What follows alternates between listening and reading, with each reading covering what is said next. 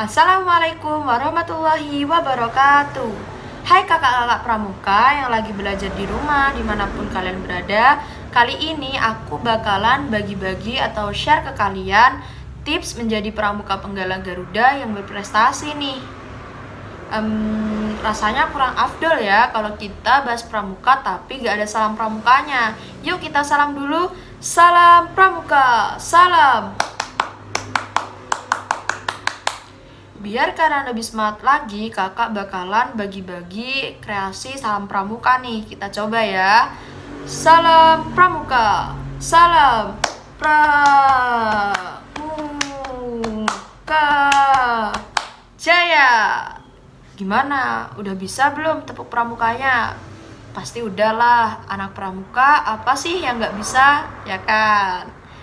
Ada pepatah yang bilang, tak kenal maka tak aruf. Perkenalkan, nama kakak Fiona Daisy Pradinta Putri, biasa dipanggil Kak On atau Kak Ona, asal daerah Jember, Jawa Timur.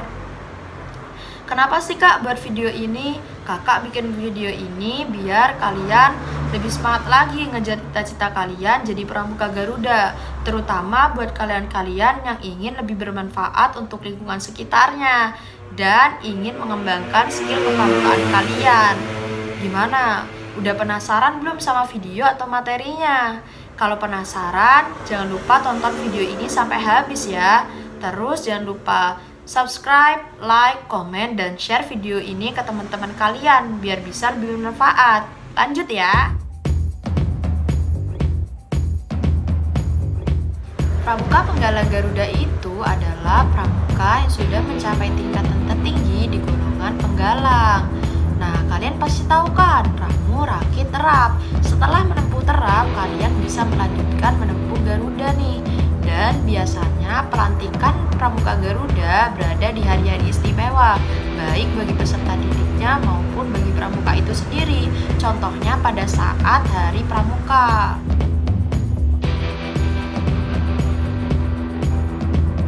Syarat menjadi pramuka penggalang Garuda yang pertama, menjadi contoh yang baik dalam pasukan penggalang di rumah, di sekolah, atau di lingkungan pergaulannya, sesuai dengan isi Trisatya dan Dasa Dharma.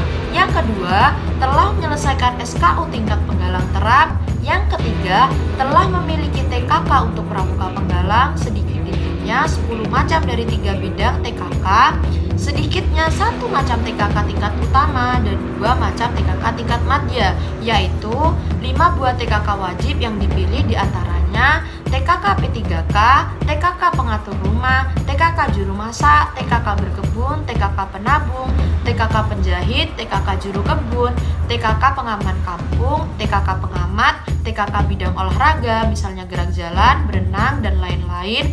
5 buah TKK pilihan yang dapat dipilih diantaranya TKK yang telah ditetapkan dengan keputusan Kuartir Nasional Gerakan Pramuka. Yang keempat, dapat menunjukkan hastakarya buatannya sendiri, sedikit-dikitnya 10 macam dengan menggunakan sedikit-dikitnya 5 macam bahan. Yang kelima, pernah mengikuti jambore, perkemahan, bakti, dan lomba tingkat. Yang keenam, dapat membuktikan dirinya sebagai penabung yang rajin dan teratur. Yang ketujuh, dapat mempertunjukkan kecakapannya di depan umum dalam salah satu bidang seni budaya. Yang kedelapan, dapat menjalankan salah satu cabang olahraga, misalnya atletik, renang, senam, bela diri, gerak jalan, atau cabang olahraga lainnya. Dan yang terakhir, telah mengikuti kegiatan pengabdian masyarakat.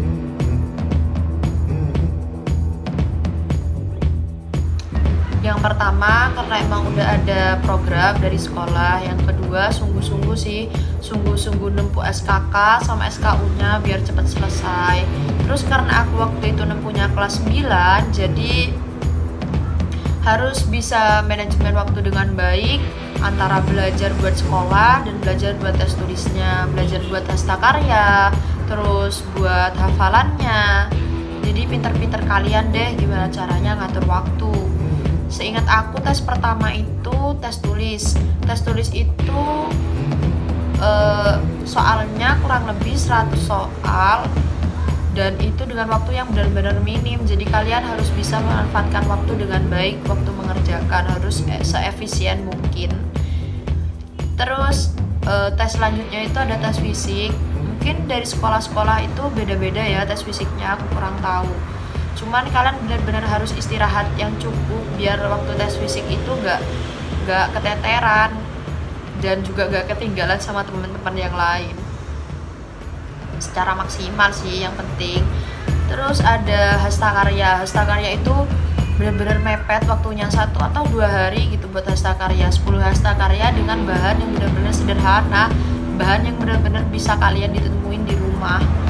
Terus yang terakhir itu ada tes wawancara. Tes wawancara itu tujuannya untuk melihat kepribadian kalian itu udah sematang mana dan udah pantaskah kalian buat jadi pramuka Garuda yang bisa jadi contoh yang baik buat teman-teman yang lain.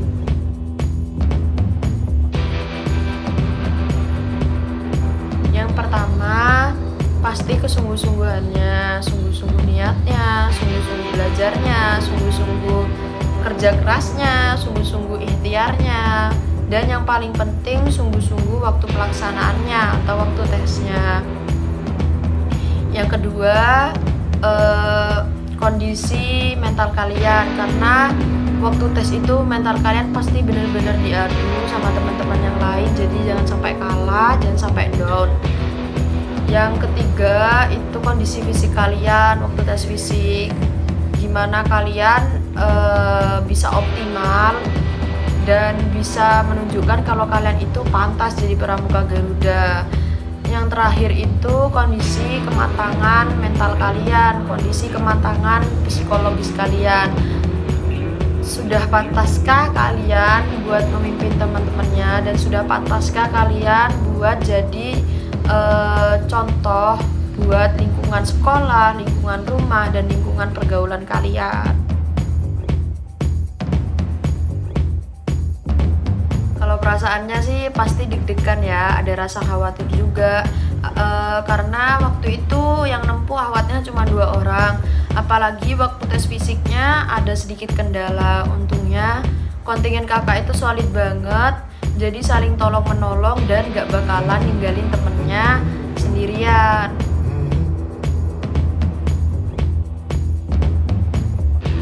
Kalau istimewanya, karena pramuka Garuda itu tingkatan paling tinggi, jadi kalian itu bisa punya pengalaman yang lebih banyak dari teman-teman kalian, juga punya amanah dan tanggung jawab yang lebih besar dari teman-teman kalian. Terus karena waktu itu angkatan kakak, angkatan pertama yang ada pramuka Garudanya, jadi alhamdulillah bisa membanggakan guru dan orang tua sekaligus.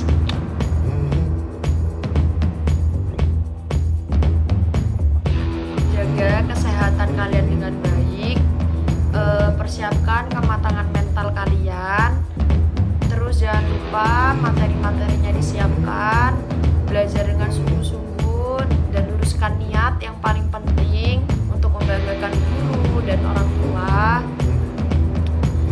Jangan pernah ngerasa kalau kalian itu orang yang paling rendah, jangan pernah patah semangat walaupun banyak orang yang ngucilin kalian, karena gak pernah ada yang tahu masa depan kalian seperti apa. So, perjuangkan yang terbaik hari ini sebelum kalian menyesal hari esok. Oke, udah sampai di penghujung video. Semoga materinya yang tadi bisa bermanfaat buat kalian. Ingat ya, orang sukses suka proses, anti protes. Jadi kalau kalian ingin kemampuan kalian lebih meningkat, jangan pernah protes, jangan suka mengeluh, jangan memperdulikan hal-hal yang tidak penting. Cukup fokus sama yang kalian inginkan. Insya Allah apa yang kalian inginkan pasti tercapai. Sekian, wassalamualaikum warahmatullahi wabarakatuh.